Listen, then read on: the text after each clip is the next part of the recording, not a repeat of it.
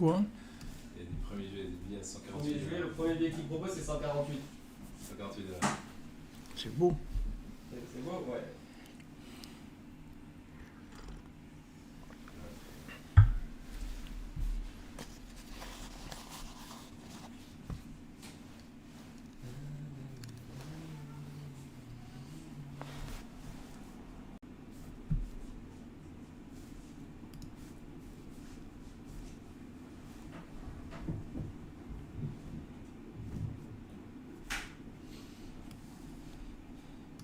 Quel SAPAC avez-vous pour Internet? Pardon? Quel SAPAC?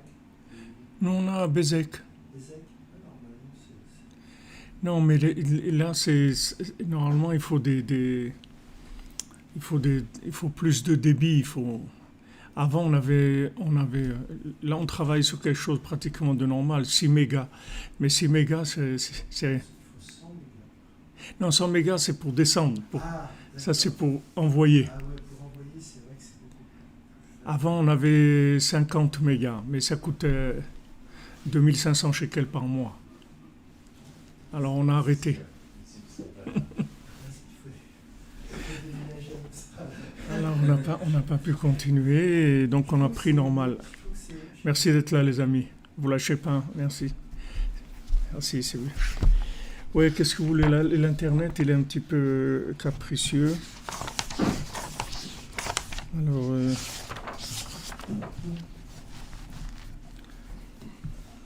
normalement, on devrait arriver à bricoler quelque chose de moyen.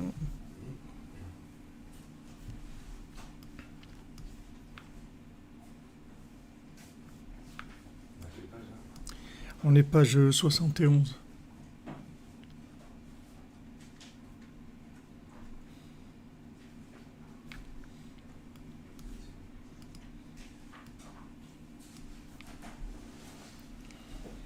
Merci Romain pour vos bénédictions, Bezat Hashem. On a besoin. C'est pour ça que je vous dis de prier pour que Bill Gates il devienne Breslev, parce qu'on a besoin. Au lieu de faire des vaccins comme il veut faire, comme ils disent qu'il veut faire en tout cas, qu'il fasse le bon vaccin. Une fois pour Shlomo Aaron ben Rivka et Michael ben Miriam. Bezat Hashem.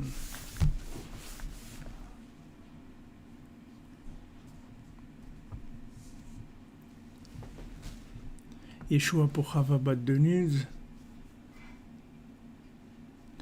Non, là, je pense que sur YouTube, ça s'est stabilisé, non? Ça doit aller.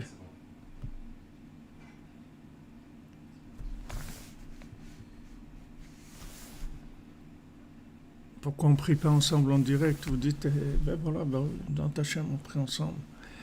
Que YouTube aussi, que l'Internet, il y a une réfoua qui marche aussi.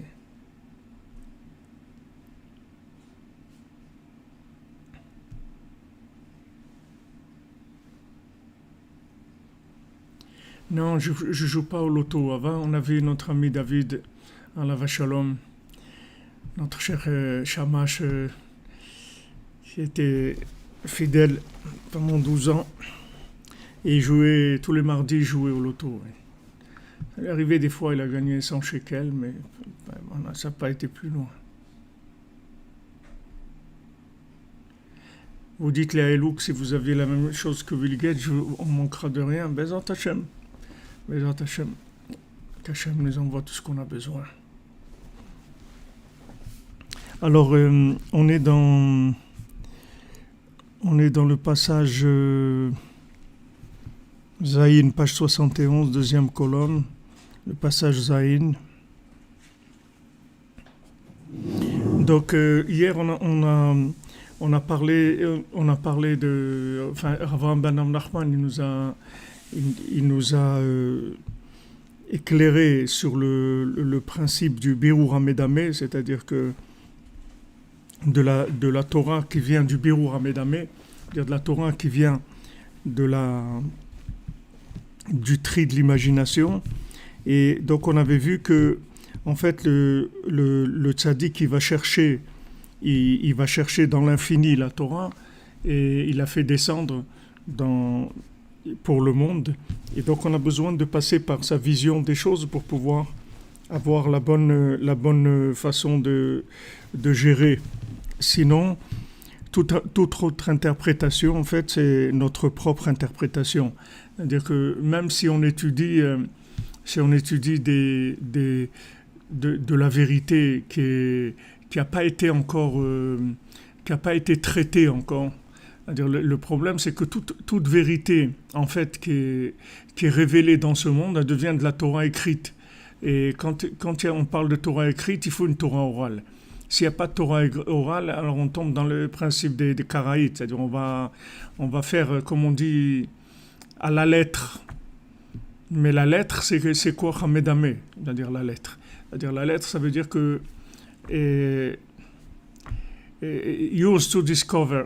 C'est à vous de faire de découvrir, d'interpréter. Donc les gens ils vont mettre les tefilines au milieu là des yeux, ils vont pas Shabbat, ils vont jeûner. Enfin, il y a beaucoup de choses qui sont des interprétations littérales, comme on dit, du texte. C'est-à-dire qu'on interprète le texte.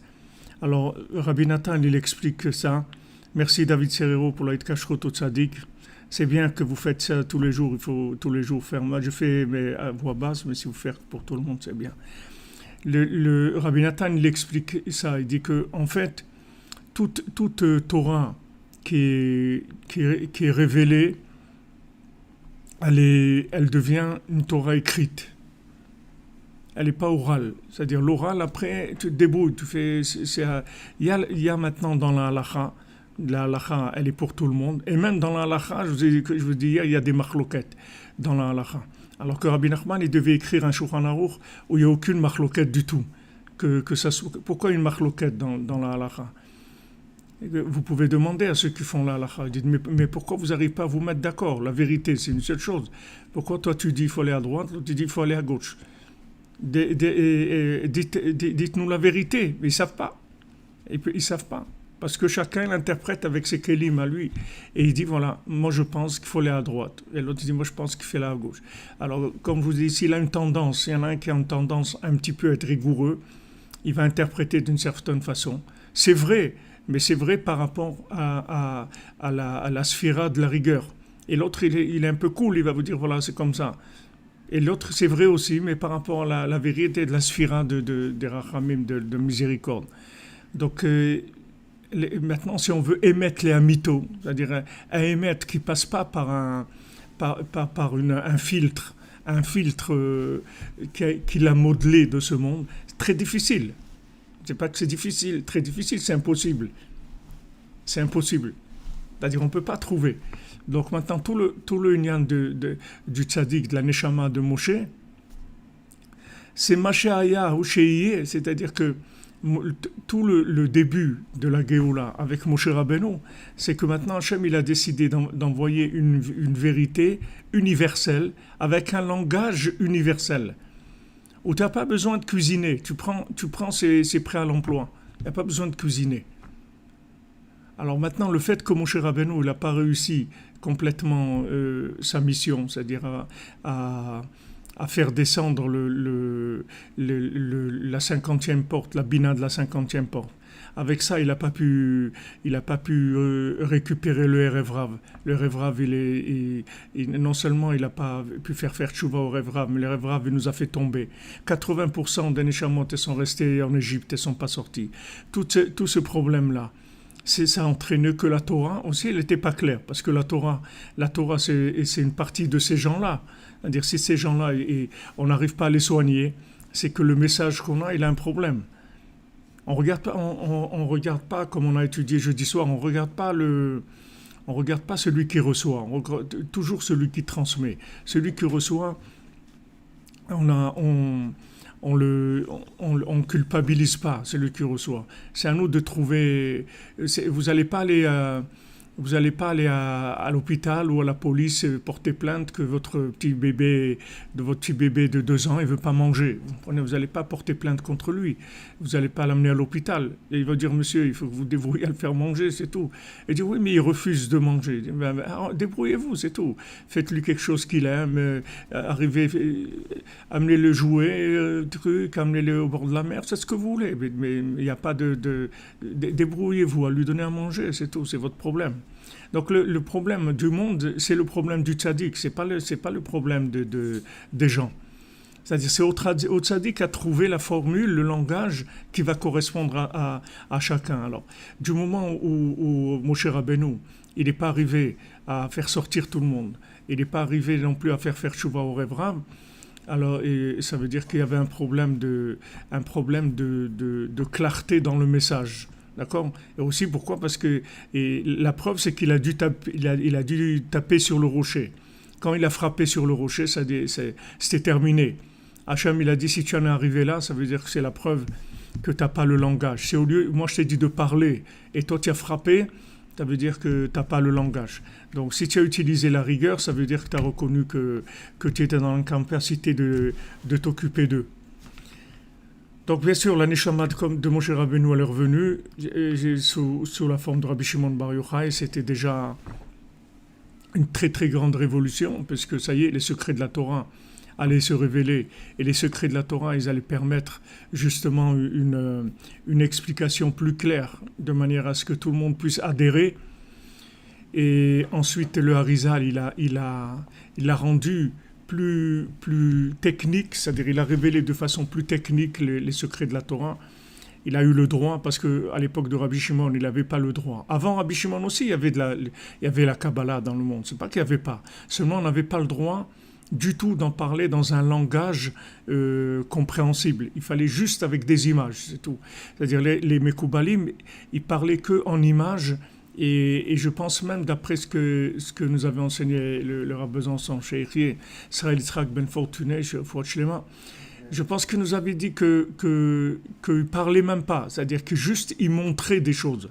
C'est-à-dire il montrait des choses, il montrait des choses, il montrait un arbre, il montrait le ciel, il montrait de l'eau, et ça c'était la Kabbalah, c'est-à-dire de leur époque. Mais je pense qu'ils n'avaient même pas le droit de dire des mots, de dire ces images avec des mots. Ensuite, il est venu Rabbi Shimon, donc il a déjà amené la révélation du Zohar. Ensuite, il y a eu la Kabbalah, on a eu le droit de révéler tout le lien des sphirotes et toute l'approche qui est beaucoup plus technique. Ensuite, il est venu Baal Shem Tov, il a rendu plus populaire. C'est-à-dire, les secrets, ils sont devenus plus populaires. Le peuple n'a plus adhéré au secret de la Torah parce que c'était un langage populaire. Et après, Rabbi Nachman, il est venu et il a terminé. C'est-à-dire il a amené un langage universel où tout le monde pourra adhérer. Donc maintenant, tout dépend en fait du Emet Le'amito. C'est-à-dire toute l'épreuve, c'est d'amener une vérité absolue qui rentre dans un monde relatif de manière à pouvoir faire adhérer tout le monde.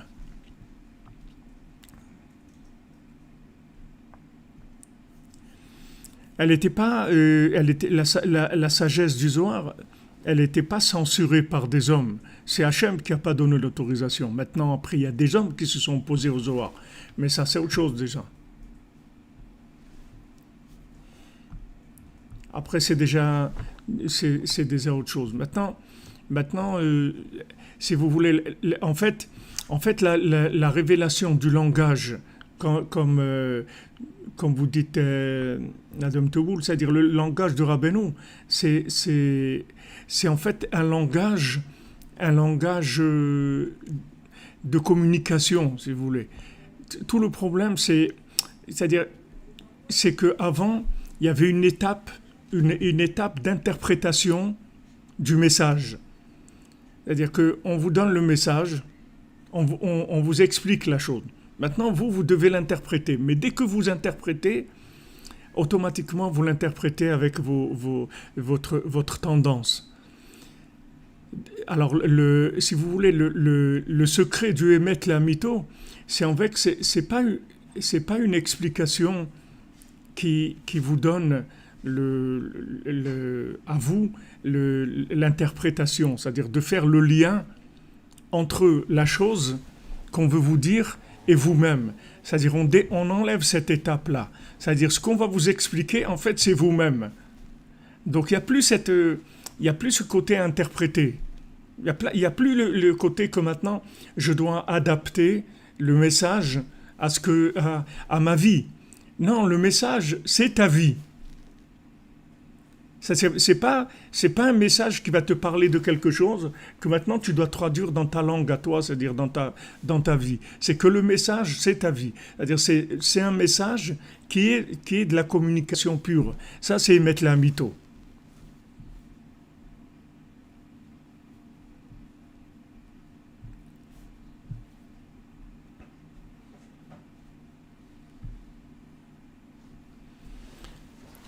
Ah, vous dites que le Rabbi Avraham Azoulay dit que le Zohar il devrait être disponible dans les chouks. Ouais. Rabbi Avraham Azoulay, c'est Chesed l'Avraham, c'est le grand-père du Chida, c'est ça. Lui, il disait que ça doit être disponible dans les chouks. Mais si vous voulez, le Zohar, le problème, c'est qu'il faut l'interpréter. Et moi, si vous me donnez quelque chose, vous me donnez quelque chose à cuisiner. Moi, je ne sais pas cuisiner. Vous comprenez? Après, si vous m'obligez tous les jours à cuisiner, je vais finir par dire que ces choses-là, en fait, elles ne sont pas mangeables, ou elles ne sont pas cuisinables, ou elles ne sont pas... En fin de compte, je ne vais pas rester sur des constats d'échec longtemps. À la fin, soit je vais sortir de la chose en disant que la chose, elle n'est pas bien, soit je vais dire que ce n'est pas pour moi. La cuisine, c'est pas pour moi. C'est pas vrai. Cette chose-là, si tu vas chez un cuisinier, quelqu'un qui sait cuisiner, tu vas voir qu'il va te faire quelque chose de délicieux. Cette chose-là, cette même chose-là que toi tu fais qui est immangeable, lui, s'il te le cuisine, tu vas voir que c'est un délice. Alors, soit les gens, ils abandonnent parce qu'ils disent c'est pas pour moi, soit ils disent, ça c'est encore des gens qui sont un peu cordonniers, qui ont un peu d'humilité, mais les gens qui ils disent mais ça vaut rien ce truc-là. C'est-à-dire ils accusent après la chose elle-même, parce qu'ils ne sont pas arrivés à l'interpréter. C'est ça le problème. C'est qu'aujourd'hui, si vous laissez quoi que ce soit à interpréter, c'est terminé. Soit la personne, elle va se décourager de par elle-même, soit elle va accuser la vérité en disant c'est une vérité qui n'est pas pour moi. Là, ou moi je ne suis pas pour la vérité, ou la vérité elle n'est pas pour moi. Non, c'est pas vrai. Toi, tu es pour la vérité, et la vérité elle est pour toi. Seulement, la façon dont on te l'a présenté, c'est quelque chose qui ne te concerne pas. Donc c'est pour ça que Rabbeinu il a été chercher le Sipurim Masiyot. Parce que le Sipurim Masiyot, tu ne peux pas te dire que ça ne te concerne pas. Parce que c'est ta vie, mamash, c'est une image. Et cette image, c'est ta vie. Cette image, c'est ta vie. Tous les Breslevers ont toujours dit, dans le Sipurim Masiyot, il y a tout, toute la vie de quelqu'un. Tu vas trouver tout, que Rabbi Nathan nous l'a dit dans Akdama, ça concerne toute la vie de chacun. C'est-à-dire, chacun, il va s'identifier.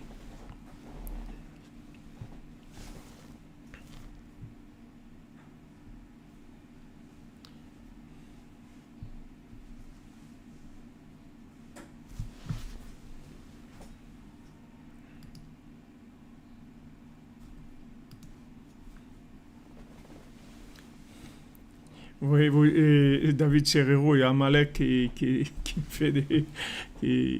veut participer. Vous voyez, on est arrivé à attraper même Amalek. C'est extraordinaire. Même Amalek, il a mordu à l'hameçon. C'est extraordinaire.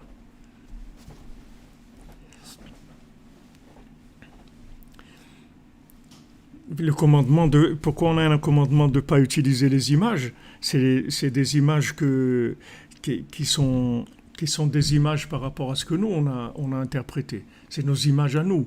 Mais les images qui viennent du tzaddik, ce ne sont pas des images qui peuvent être de la Avodah Zara. Au contraire, c'est des images qui incluent dans l'infini. Ce pas des images qui sont... c'est comme le tzaddik lui-même, c'est-à-dire le tzaddik lui-même. Combien de gens ils disent « Ouais, mais le tzaddik, c'est Avodah Zara et tout, il faut servir Hachem, il faut pas être... c'est quoi d'être attaché à des tzaddikim? Les tzaddikim, c'est des hommes et tout. » C'est pas vrai. C'est vrai que le tzaddik, c'est un homme, il est né comme un homme, il mange comme un homme et tout, mais c'est pas un homme. C'est Tfila le Moshe Ish Ha-Elokim. C'est pas un homme. C'est un homme divin, c'est pas un homme. Maintenant, c'est vrai que si vous attribuez ce statut à quelqu'un d'autre que Moshe Rabbeinu, c'est vrai que c'est de la Avodah Zarah. Parce qu'il faut trouver un homme qui reste un homme et qui soit inclus dans l'infini. C'est-à-dire, c'est ça si vous voulez, le challenge des 7 mendiants. Dans les 7 mendiants, vous voyez à chaque fois que le mendiant, il arrive au point extrême de la chose. C'est-à-dire, la chose, elle est en même temps, elle est dans ce monde et en même temps, elle n'est plus dans ce monde. C'est-à-dire, quand il dit le premier mendiant, celui qui avait l'air d'être aveugle et qu'en fait, il voyait d'un bout du monde à l'autre, et il a dit, voilà, moi, je me rappelle de tout ce que vous avez raconté, tous, et en même temps, je me rappelle de rien. Alors, quand il a dit ça, ils ont dit ça, c'est le plus grand. S'il se rappelle de tout, et en même temps, il se rappelle de rien, ça veut dire que c'est lui le plus grand.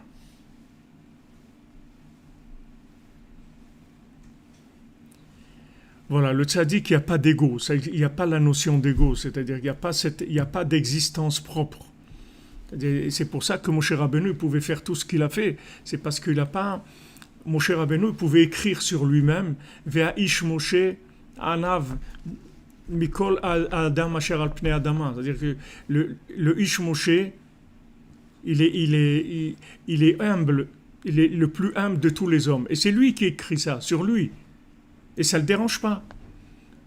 Vous voyez que quand vous voyez ça, vous voyez quelque chose qu'on ne comprend pas. C'est une notion ambivalente d'un niveau qu'on ne comprend pas. On ne peut pas comprendre ça. Parce que si on écrit ça sur nous, on va être gêné. Si on écrit, voilà, je suis l'homme le plus humble du monde, là, c'est-à-dire, dans le meilleur des cas, ça va être une blague, on va rire. Vous voyez, ça nous fait rire. Parce qu'on ne peut pas écrire ça. On ne peut pas, parce que c'est quelque chose qui... Mais le tzaddik, il peut écrire ça. Parce que quand il dit l'homme Moshe, c'est l'homme le plus humble de la terre, il écrit sur lui-même ça. Mais en fait, c'est comme s'il parlait de quelqu'un d'autre. Il ne parle pas de lui. Parce que la notion de lui, il n'existe pas. Donc il n'a pas du tout ce rapport avec... on ne sait pas ce que c'est. C'est-à-dire c'est un niveau qu'on ne connaît pas. C'est normal. Vous comprenez? Donc lui... Voilà, nous, comme vous dites, nous on bricole nos chaussures tous les jours, on bricole avec nos chaussures, tout ce qu'on nous demande. Nous on fait bet mimout, on fait dans la simplicité ce que les tzadikim nous disent de faire, et on n'est pas dans la spéculation. Mais sachez que dès qu'on va commencer à adapter le texte à notre compréhension, on va tomber dans le panneau de l'innovation. C'est de l'innovation, c'est-à-dire c'est du freelance.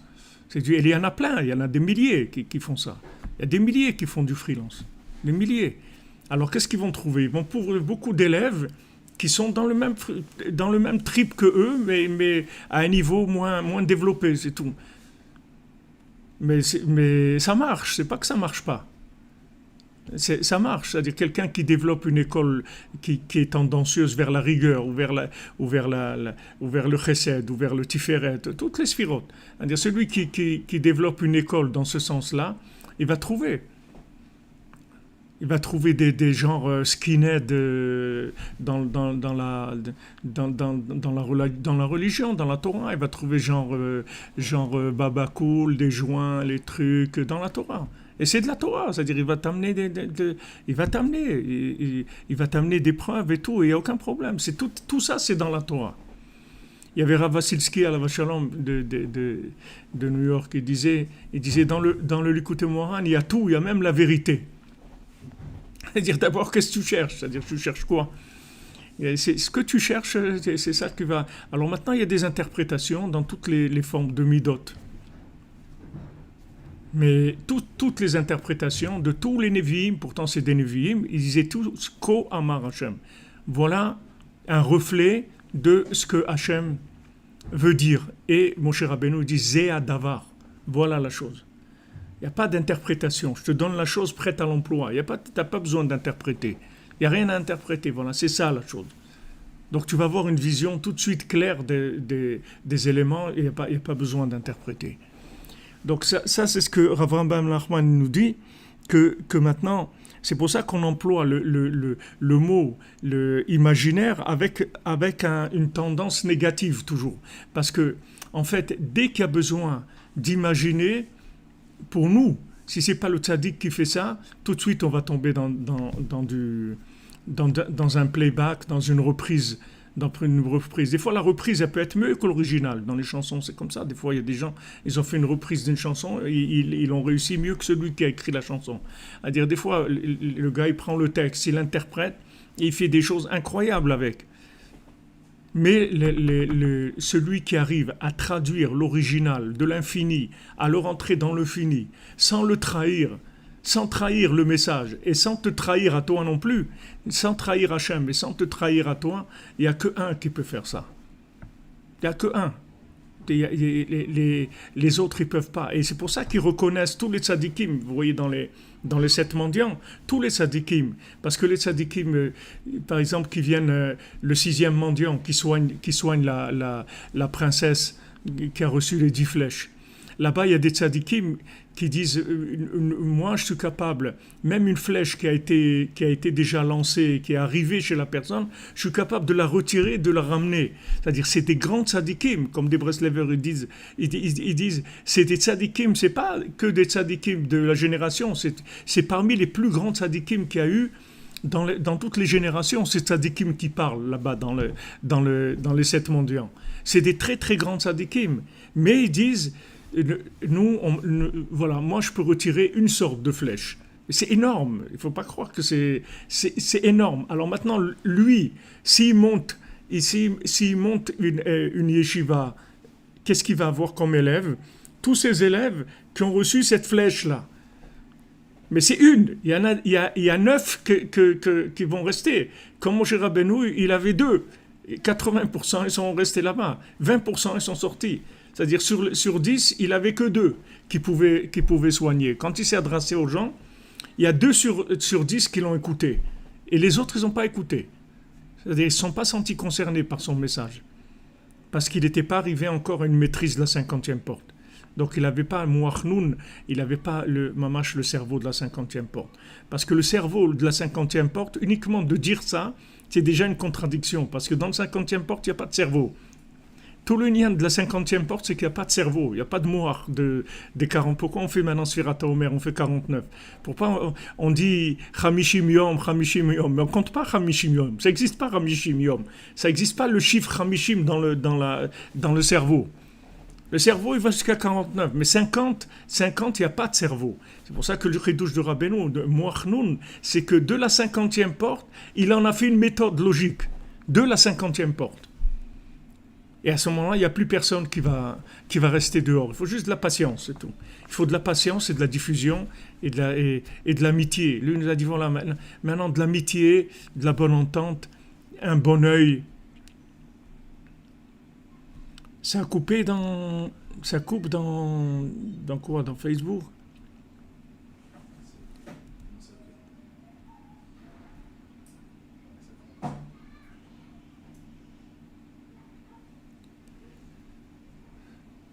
Non, ce que vous demandez, Charles, pourquoi Hachem a créé ce monde, tout va lui revenir, c'est pas ça.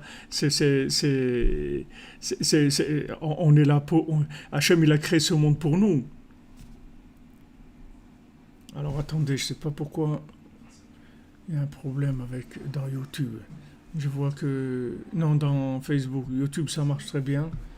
C'est bon, ça a coupé une fois, ça a repris. Ça a repris? Voilà, exactement. C'est pour nous qu'il a créé le monde.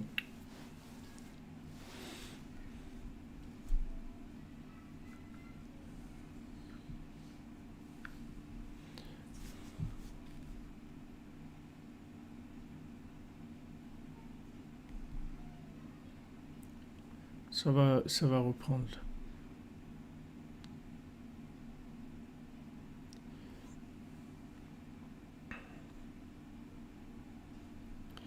Ce que vous demandez, Alain Chayoun, on a l'impression qu'il vaut mieux être passif. C'est pas qu'il faut être passif. Il faut être c'est important ce que vous demandez comme question. C'est pas être passif. Il faut être très actif. Mais il faut être très actif dans la soumission. Il ne faut pas être actif dans l'interprétation. Le problème chez nous, c'est dans la pensée de Esav, dans le galout de Esav dans laquelle on se trouve maintenant. C'est que quelqu'un qui travaille dans la soumission, ça s'appelle quelqu'un de passif. C'est quelqu'un qui végète, il ne fait rien du tout. Parce que tout le nian de Esav, c'est de créer des choses par soi-même. C'est les mains. C'est-à-dire, Yadaim Yedei Esav. Qu'est-ce que tu as fait avec tes mains? Maintenant, si vous dites que vous n'avez rien fait avec vos mains, alors chez Esav, vous n'êtes pas reconnu, vous êtes pas, on ne va pas vous qualifier, on va vous disqualifier, vous n'êtes pas légalisé par le système de Esav. Maintenant, tout le système si vous voulez, de Moshe Rabbeinu, de Yoshua Benoun, de Rabbi Nathan, c'est que l'élève, la même transparence que le maître, il joue par rapport à Hachem, l'élève, il joue par rapport au maître. Et c'est comme ça que lui-même, il devient le maître, en fait. C'est comme ça que le maître, il devient Isha Elohim. Comment le maître, il est devenu Isha Elohim? Par ses soumissions à l'infini. Donc, il est devenu après que Tzadik Gozer Vachem Mekayem, c'est-à-dire il est arrivé à complètement inverser les choses. C'est que c'est lui-même qui décide. Et quand maintenant quelqu'un il demande quelque chose à Hachem, alors Hachem lui-même, il dit, il faut que je demande à Moshe Rabbeinu. Quand on a voulu donner la keuna à Pinchas, quand Pinchas il a eu cet acte de bravoure pour Hachem et tout, qu'on lui a dit, on ne peut pas t'interpréter, ça c'est à toi d'interpréter. Et on ne peut pas l'interpréter pour toi. Ça, c'est des cas qui sont... c'est toi, interprète comme tu penses que c'est. Il a interprété comme il a interprété. Et il a fait ce qu'il a fait, ça a sauvé, ça a arrêté la Magéfa, ça a agressé ce qu'il y avait. Après, maintenant, on a voulu lui donner la Keuna. On a voulu rendre Pinchas Cohen.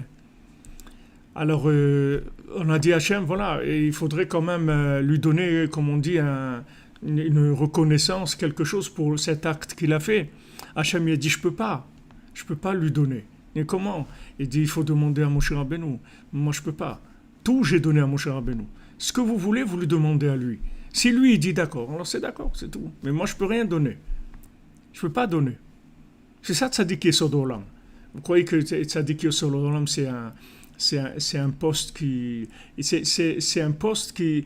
Ça y est, quand le tzaddik il est arrivé à là, il est arrivé Yesod HaPashut, c'est-à-dire il est arrivé à ce qu'on appelle Yesod HaPashut, c'est-à-dire la base simplifiée, réunie de tout, c'est-à-dire il est arrivé au yichud des 4 lettres du Shem Havaya.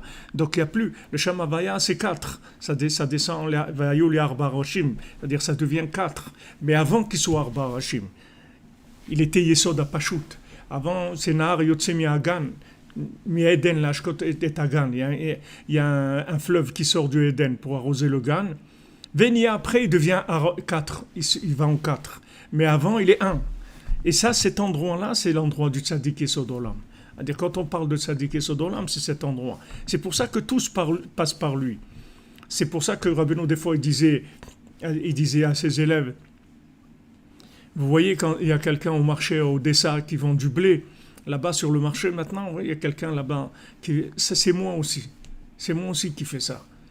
Les élèves ne comprenaient pas quand Rabbeinu parlait comme ça. Parce que ça dit qu'il est Yesod Olam, ça veut dire que maintenant, en fait, Hachem, il lui donne tous les pouvoirs.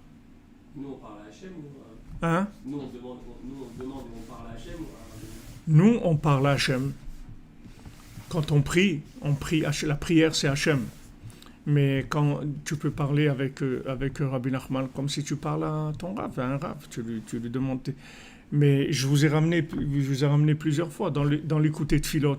Rabbi Nathan, il dit, il prie Hachem, je t'en supplie Hachem, parle au tzaddik qui s'occupe de moi. C'est-à-dire, il demande à Hachem que le tzaddik il s'occupe de lui. Comme si vous allez demander au roi qui dise au médecin de bien vouloir vous soigner. Qu'il lui parle au roi, dis-lui qu'il vienne me soigner. Le roi parle au médecin qui me soigne. C'est dans la tfila sur Rabbi Shimon, quand on dit à Lag BaOmer, là-bas, il dit, Rabbi Nathan, il dit, Beferouche, il dit, s'il te plaît, Hachem, parle au tzaddik et parle à tous les tzaddikim qu'ils aient pitié de moi, qui voient le bien qu'il y a en moi. Parce que si le tzaddik, il décide quelque chose, c'est décidé. Si le tzaddik il décide que tu vas faire tchouva, c'est tout.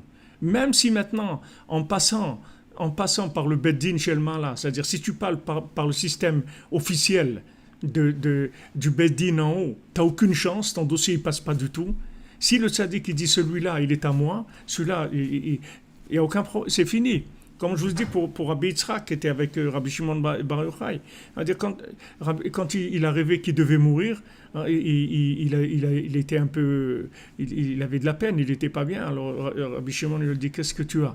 Il a dit, j'ai rêvé que ça y est, mon heure est arrivée, je vais partir. Alors Rabbi Shimon, il est monté devant le Beddin Shelman, il a dit, regardez, ça c'est mon élève, Rabbi Yitzhak, il reste là avec moi. Quand je monte, je le prends avec moi. Et ça a été comme ça. C'est pour ça qu'ils sont enterrés à côté de l'autre, à 20 mètres ou 50 mètres l'un de l'autre. Alors maintenant, tu peux te poser une question, tu peux dire, mais attends, alors qui est-ce qui dirige en fait? Qui est-ce qui dirige? C'est le tzaddik qui dirige. Il dit, mais attends, mais tu te rends compte ce que ça veut dire? Mais Hachem et tout. Mais c'est ça la grandeur de...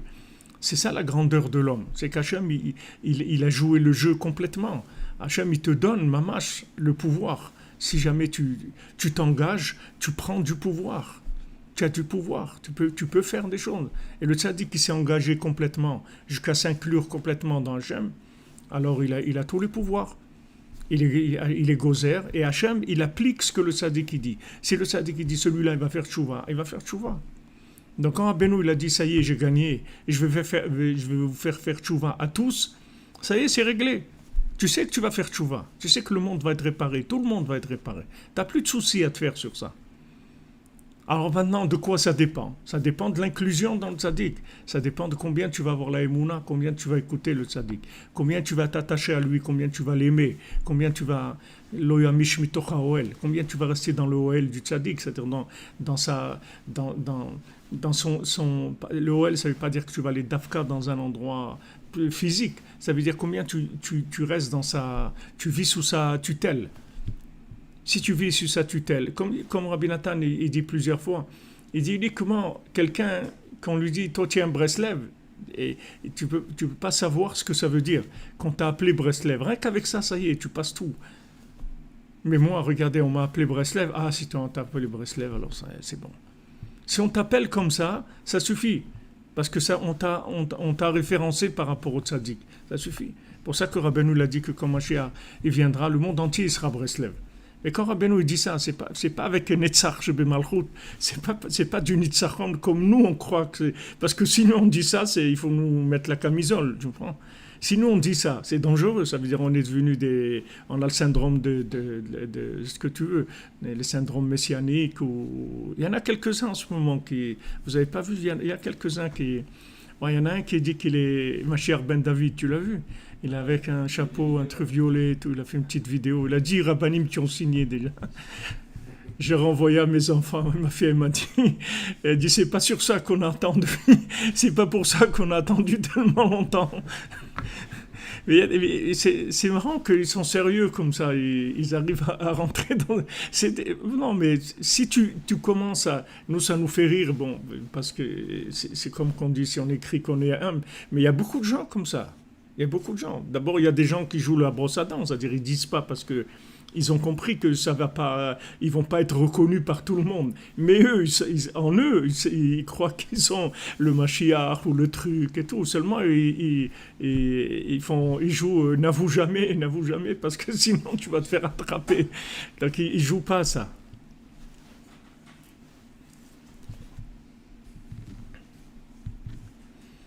C'est-à-dire, si vous, ce que vous dites de fusionner les... Oui, c'est vrai, vous avez raison, David Attia. Il y avait un Mashiach à Paris, vous dites, dans un cours, à la fin d'un cours, je ne me souviens pas, j'en ai vu pas mal dans ma vie, mais j'ai pas... Ouais, il y en a plusieurs même comme ça. Il y a des gens, ils ont des syndromes comme ça.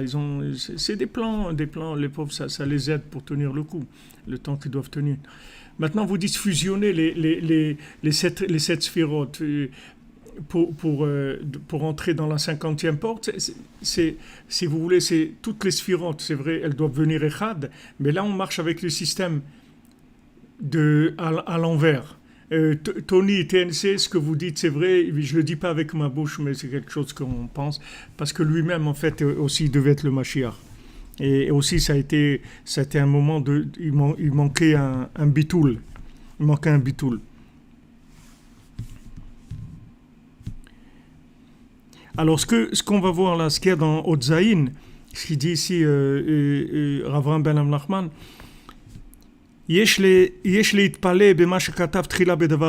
par rapport à ce que vous avez dit, ce que dit quelqu'un là, qu'on a l'impression,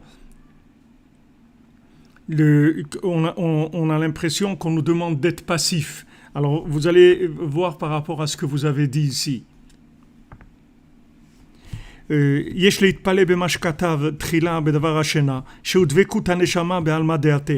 Que c'est maintenant la dvekut, le fait que l'âme, elle s'inclut dans le monde futur. Et ça, c'est la mémoire, la mémoire parfaite. Donc là, vous voyez, vous arrivez à la contradiction. Vous dites maintenant, quand je dors, en fait, c'est là où je me connecte à la plus grande conscience qui existe, qui est l'autre monde. Mais pourtant, maintenant, je suis en train de dormir, je ne suis pas réveillé. La conscience, normalement, c'est l'éveil, c'est la mémoire. Comment maintenant, quand je dors, c'est là où je rentre de la plus grande mémoire. Donc c'est ça le système de la soumission. C'est-à-dire le système de la soumission, en fait, de l'inclusion, on en avait parlé, on avait essayé de trouver beaucoup de mots sur le mot se soumettre. Mais vous pensez que la soumission, ça va vous empêcher d'exister. On va vous dire, ouais, mais tu n'as pas de personnalité, tu n'as pas de truc. C'est quoi ça? Tu t'inclus dans quelqu'un et toi alors? Tu n'as pas le droit à l'existence. Mais non, c'est comme si vous dites à quelqu'un, mais quoi, tu dors, tu es un inconscient, tu dors, mais tu ne comprends pas que je dors pour aller chercher la conscience que je ne peux pas avoir quand je suis réveillé. Puisque dès que je suis réveillé, je commence à manipuler. Avec les 5 sens, je manipule les 5 roumages de la Torah, les 5 livres des Tehillim, avec les 5 lobes des poumons aussi, je manipule. Tout ça, c'est des manipulations de la vérité. Donc, quand je suis réveillé, j'interprète. Et quand j'interprète, ça veut dire que je m'endors. Je suis endormi. C'est-à-dire j'ai l'air réveillé, mais en fait, je suis endormi. Complètement endormi. Je suis somnambule, c'est-à-dire que je suis complètement endormi. Pourquoi? Parce que toutes les interprétations que je donnais, ce pas des interprétations qui sont branchées sur la mémoire. Alors je vais dormir alors s'il y a quelqu'un qui dit je vais dormir pour être dans l'éveil, on dit mais attends, mais alors reste réveillé. Mais non, je ne peux pas rester réveillé parce que quand je suis réveillé, je fais marquer chez mes 5 sens, j'interprète. Et quand j'interprète, je m'endors. C'est-à-dire, je m'endors par rapport à la vérité, je commence à interpréter. Donc, je vais dormir. Et quand je vais dormir, je me connecte à l'infini. Donc, ça, c'est le système de la soumission avec la contradiction que ça représente. C'est-à-dire, tu crois que tu vas exister en étant toi-même, en étant freelance toi-même, mais sache que maintenant, le toi-même, le plus parfait, il est dans le tzaddik, puisque le tzaddik lui-même, c'est les 600 000 âmes. Il a en lui toutes les âmes. Elles sont en lui, mais de façon parfaite. C'est-à-dire, tu te trouves chez lui plus que comme tu te trouves chez toi. Quand tu te trouves chez toi, tu as une interprétation personnelle de toi. Mais en lui, tu es ce que tu es vraiment. Ça n'a rien à voir. Ça n'a rien à voir. C'est un autre aspect de toi-même. Ça n'a rien à voir. Alors, quand tu es chez toi, quand tu es réveillé, en fait, tu dors. Et quand tu dors, si tu dors comme il faut, parce que si tu dors pas comme il faut, c'est-à-dire si tu n'as pas préparé ton sommeil avec le schéma et que tu t'inclus pas dans un alors c'est sûr que le sommeil il t'emmène dans des mondes des fantasmes. Mais si maintenant ton sommeil se passe comme il faut, en fait tu vas régénérer la mémoire véritable.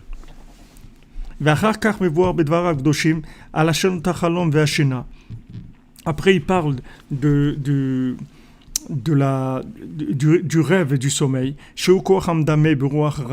que maintenant c'est le principe de l'imagination, mais avec le souffle négatif, que c'est l'opposé complètement de la mémoire. Donc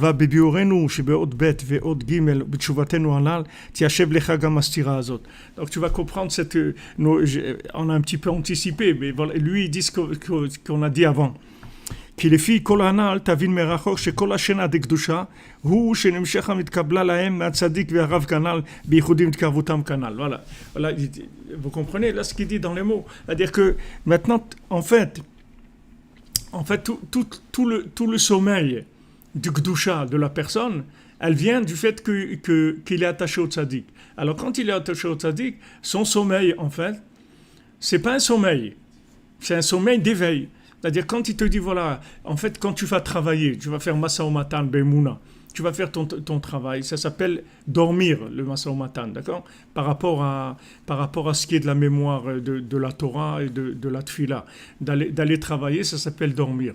Ok, mais dans ce Masa o Matan que tu vas faire, dans ce sommeil-là que tu vas faire, tu vas rentrer dans Knesset, dans Yichud, Tzadik ve Knesset Israël, tu vas rentrer dans ce Yichud-là. C'est-à-dire que en fait, on va te faire passer des remazim d'Hachem, c'est-à-dire des appels d'Hachem, mais sans que tu les vois avec ton cerveau.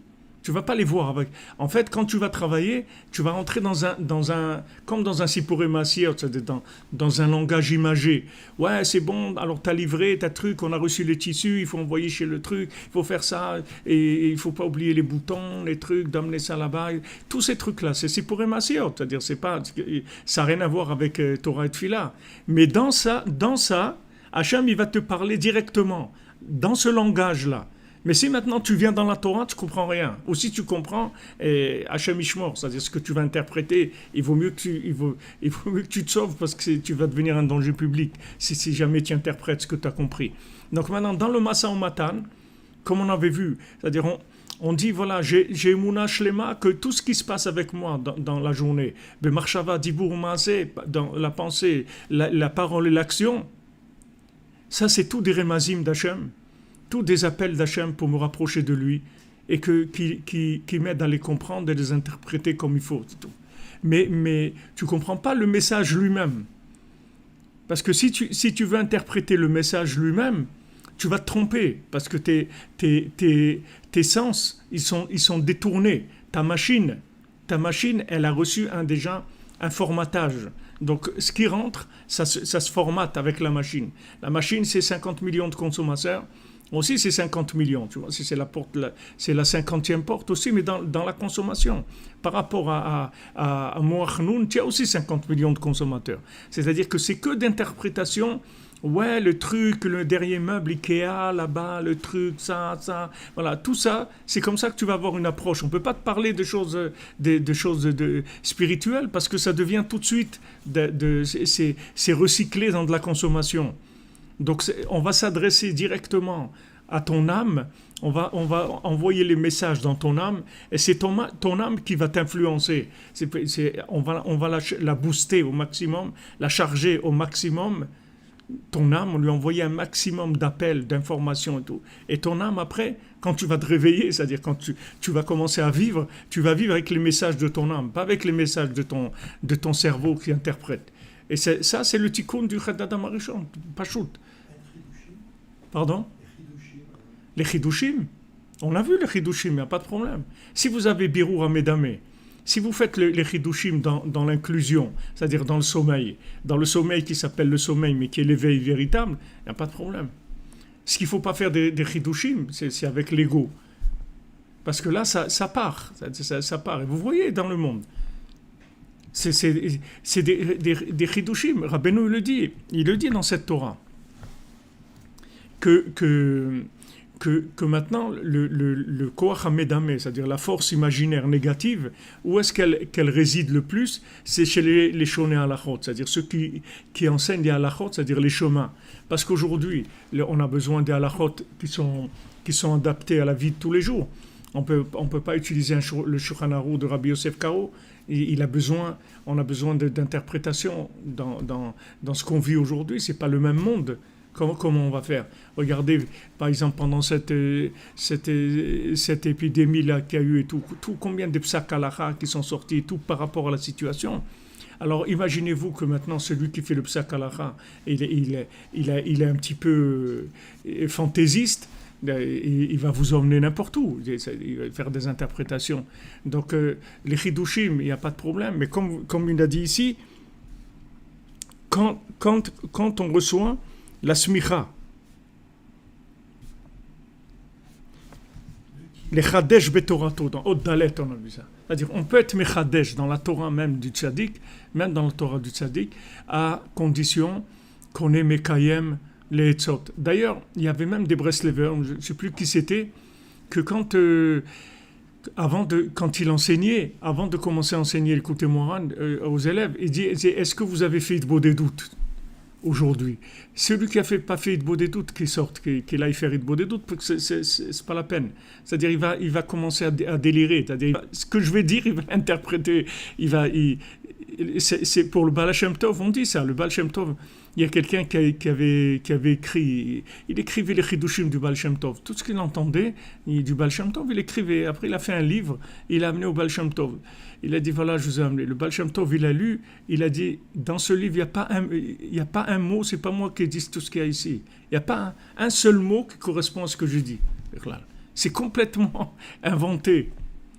Pourtant, c'était quelqu'un de sérieux. S'il a écrit un sefer, il est capable d'écrire, de transcrire les chidushim du Baal Shem Tov. C'est pas n'importe qui. C'était tout à côté. Donc, le travail, il est sur la qualité de la connexion. Après, l'interprétation, vous pouvez interpréter selon comment vous sentez que vous êtes inclus. Alors vous pouvez interpréter. Maintenant, vous pouvez vous permettre des chidushim qui changent pas. Si maintenant les chidushim vous mettez, c'est des choses, c'est artistique. C'est pas artisanal, c'est artistique. Il faut pas dire que c'est de l'artisanat. Il faut dire que c'est de l'art. Non, l'art, il n'y a pas de problème. On va pas manger avec ça. Mais si on dit c'est de l'artisanat, on va commencer à manger ça. Et ça c'est dangereux. Tous les gens qui font des chidushim, s'ils disent c'est de l'art, de la Torah, pas de problème. C'est beau, tout. Parce que Rabbeinu dit que c'est beau. Les chidushim qui disent. Rabbeinu dit, c'est des chidushim qui nirim yafim et trucs et tout, mais c'est des dimions total. C'est complètement des fantasmes. Ça n'a rien à voir avec la vérité. Mais c'est beau. C'est beau. C'est-à-dire, quand vous voyez, c'est très beau. Mais par exemple, vous voyez un Américain, vous lui présentez de l'art ou de trucs, l'Américain, lui, il ne connaît pas l'art, il connaît l'artisanat. C'est-à-dire, quand vous lui présentez de l'art, il dit, qu'est-ce qu'on fait avec ça? On peut faire de l'argent au moins avec ça. On peut faire... Tout de suite, il le traduit avec les mains de Esav. Il n'y a pas il y a pas de l'art pour l'art. Ça n'existe pas. S'il y a de l'art, ça veut dire que c'est de l'argent. Si ça ne se traduit pas en argent, ça ne vaut rien. C'est tout. Il n'y a pas ils n'ont pas le truc, parce qu'il y a Daim et des Esav, c'est tout. Il dit voilà. Alors, les chidushim maintenant, qui sont des chidushim par rapport à quelque chose qui est déjà installé, c'est-à-dire que vous avez, par exemple, vous voulez faire des chidushim sur l'Aïd Boudédout, etc. Vous pouvez faire, il n'y a pas de problème. Même Rav Ram ben Nachman, son père, qui était Rav Nachman Dulchiner, qui était son maître et son père, une fois, Rav Ram ben Nachman, il disait à son père des chidushim sur l'Aïd Boudédout. Alors, Rav Ram ben Nachman, il lui a dit, regarde, les chidushim que tu as dit sur l'Aïd Boudédout, ils sont beaux, c'est très beau. Mais sache que nous, on fait l'Aïd Boudédout parce que le Rebbe, il a dit de faire l'Aïd Boudédout, c'est tout. Il a dit de faire l'Aïd Boudédout, c'est pour ça qu'on le fait. Pourquoi il lui a dit ça? Parce qu'il dit, si maintenant, tu vas commencer avec des chidushim, et des chidushim, un jour, peut-être, tu vas trouver un chidush qui va te dire que il ne faut pas faire vraiment Eid Bodedout, que en fait, Eid Bodedout, c'est de la méditation. Comment ils sont arrivés à ça? Au début, moi, quand j'étais dans Breslev, il y avait aussi les premiers trucs américains qui commençaient, mais ils appelaient carrément la Eid Bodedout la méditation. Alors que ce n'est pas de la méditation. Il y a ça aussi dans la Eid Bodedout, mais ce n'est pas la méditation, la Eid Bodedout. Ce n'est pas de la méditation. Eid Bodedout, ce n'est pas de la méditation. Il y a aussi un côté de ça. Mais il y a pas... Alors maintenant, ça, c'est des choses qui, vous voyez, c'est des voies, des déviations. C'est de la déviation. Parce qu'après, quand les gens ils rentrent là-dedans, quand ils interprètent Hitbodedut de méditation, il y a des grandes écoles de méditation dans le monde. Alors les gens ils rentrent là-dedans, mais avec l'intention de la Hitbodedut. C'est-à-dire, eux, c'est pour faire Hitbodedut. Ils croient que la Hitbodedut, c'est méditation. Donc, ils vont apprendre chez les spécialistes en méditation. Mais en fait, c'est pas ça, la Hitbodedut. Après, ils sortent de la chose complètement. Mais au départ, c'était juste une interprétation qui n'était pas exacte. Donc, c'est pour ça que Rav Nachman Tuchiner, il ramène tout de suite à la cordonnerie. Tout de suite. On fait Hitbodedut parce que le Rebbe, il a dit de faire Hitbodedut. Zéro. Ça, c'est pourquoi je fais Hitbodedut. Maintenant, après, tu veux qu'on parle? Viens, on parle. Mais la base sur laquelle je m'appuie pour faire ce que je fais, c'est ça. C'est-à-dire, ça, c'est le lien du sommeil. C'est la Emouna. Emouna Trabalelot. C'est-à-dire, je rentre, comme Chas Veshalom, ils ont fait pour soigner des gens et tout, ils rentrent dans des comas artificiels pour le soigner. Parce qu'ils ne peuvent pas le soigner et réveiller. Ils le rentrent dans le coma artificiel. Donc, la Emouna, en fait, c'est un coma artificiel. Parce que le Mochin, c'est plus grand que la Emouna. L'esprit, c'est plus grand que la Emouna. Quand on comprend, c'est plus grand que la Emouna, quand tu comprends. Parce que le Mochin, c'est de la chiyut, de la neshama. C'est plus grand que la Emouna.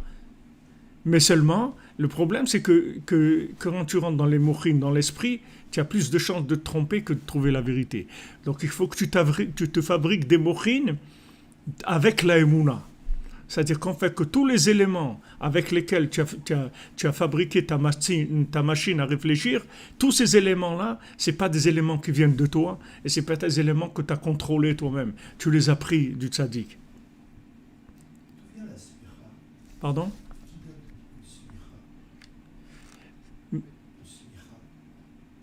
Mircha, non? Smicha, oui. Le principe de la smicha. En général, vous dites, ben, ça vient de Moshe Rabbeinu, c'est-à-dire c'est avec Yeshua Benoun, qui s'amach Moshe Yadavalam, avec les mains. De nos jours, il n'y a pas d'aide, il n'y a pas. Il y en a qui donnent, mais le problème, c'est eux-mêmes, ils ne sont pas. C'est comme les gens que vous voyez dans le gouvernement, ils sont assermentés. On est obligé de leur enlever ça pour les juger parce qu'ils ont fait. Vous comprenez? C'est-à-dire, il n'y a pas. Aujourd'hui, on est d'un côté, ça fait mal et tout parce qu'on dit il n'y a pas vraiment des gens vivants chez qui on peut aller prendre et tout. Mais d'un autre côté, c'est extraordinaire parce que on rentre complètement dans la Emouna. On rentre complètement dans la Emouna, c'est-à-dire dans le sommeil des Mochin. C'est-à-dire on met notre cerveau en veille complètement. Et on rentre dans de la connexion. C'est tout. Avec cette connexion, vous arrivez à des choses que avec votre cerveau, jamais de votre vie, vous aurez touché ces choses-là. Parce que votre cerveau n'aurait pas pu vous amener à des éléments comme ça. Le sommeil, il va nous amener à ça. C'est-à-dire la Emouna. Alors, en fait, ici, il fait le parallèle entre la Emouna dans le tzaddik et le sommeil. C'est une sorte de sommeil. C'est-à-dire la Emouna dans le tzaddik, c'est une sorte de sommeil. C'est-à-dire que je mets mon cerveau en veille. Je l'utilise pas.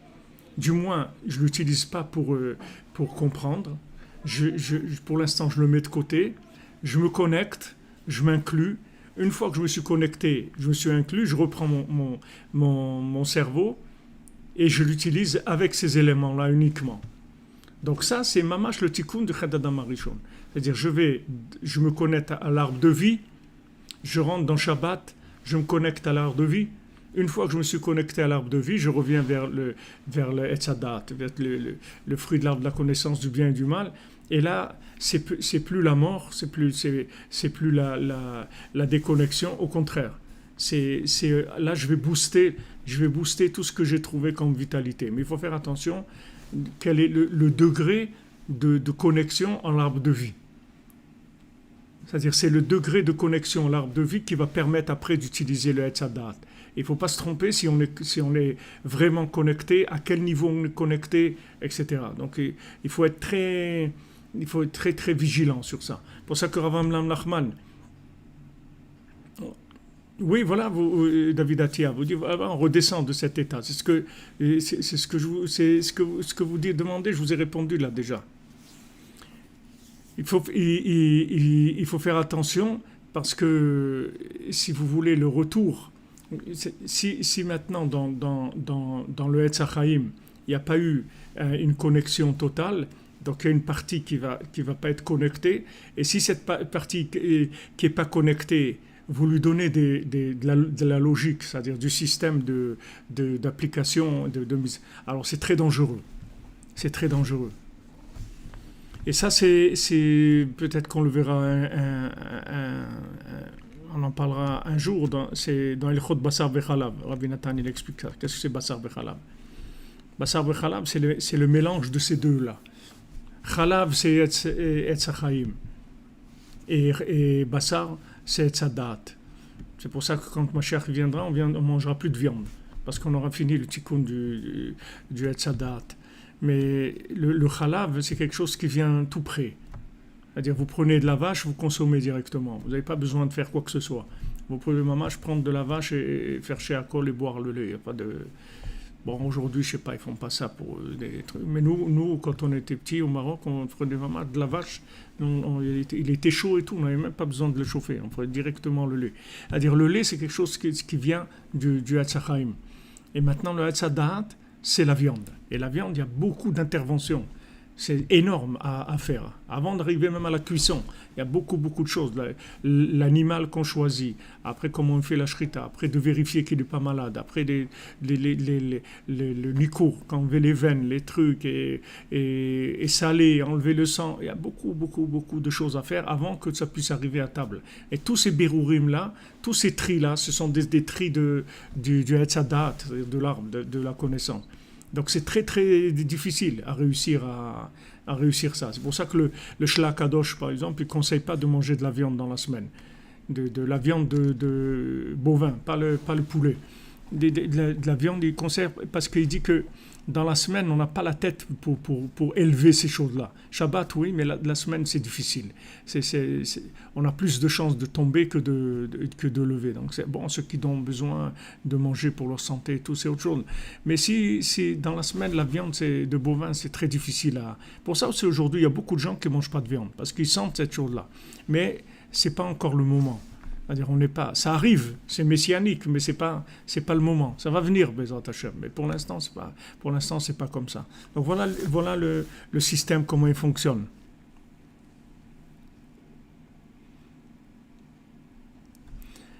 Voilà, Monsieur Gabriel Guénassia, content que vous soyez là avec nous, parmi nous, de Paris. Que de bonnes nouvelles. Merci d'être là, tous les amis. Merci d'être tous les branchés. Assurez-nous. Voilà, on avance.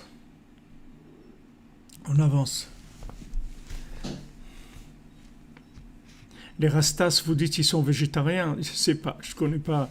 C'est pas une des choses. J'ai pas connu les Rastas, je sais pas. Mais il y en a des Breslev, des Rastas Breslev. À Ouman, j'en ai vu en tout cas. Il y en a.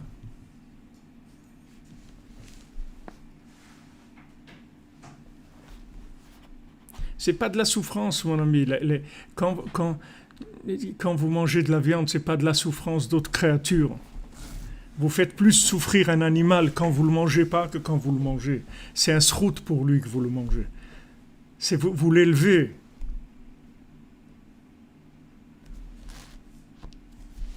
Vous l'élevez.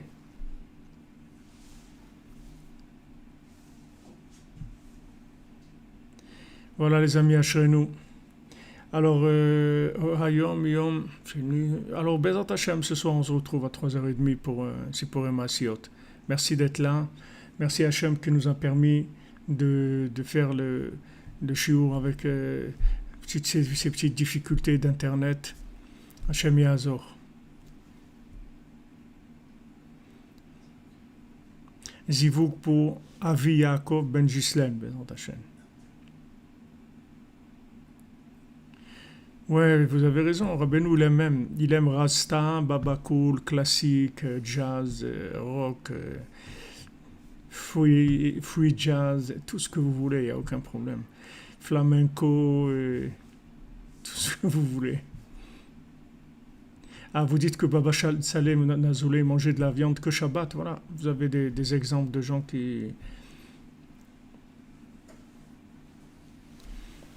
On a dit Ernivel, c'est vrai que manger trop de la bête, alors on prend le caractère de la bête, mais si maintenant vous élevez la bête dans l'humain, alors c'est toujours pareil, c'est un ring, et vous êtes sur le ring, vous gagnez, vous perdez. Zivouk pour Binyamin Issi Ben Gabriel. Et Fouach Lema pour Émilie Bat Mariz. Et on fait aussi les Nishma de Ruth Bat Moshe Raphaël à Lévi, c'est son Yortzeit aujourd'hui.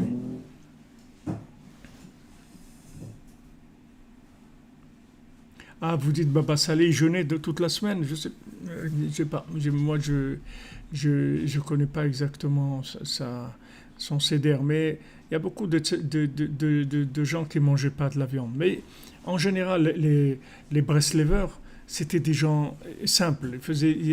Ils faisaient pas rien de travail comme ça, des choses extérieures et tout. Ils travaillent tout sur l'inclusion dans le tzaddik. Hatzlacha pour Shmuel Mordechai Shalom Ben Ruth. Ah, le Rasta, c'est le Nazir, je ne savais pas. C'est café Rasta, c'est Nazir, je ne savais pas.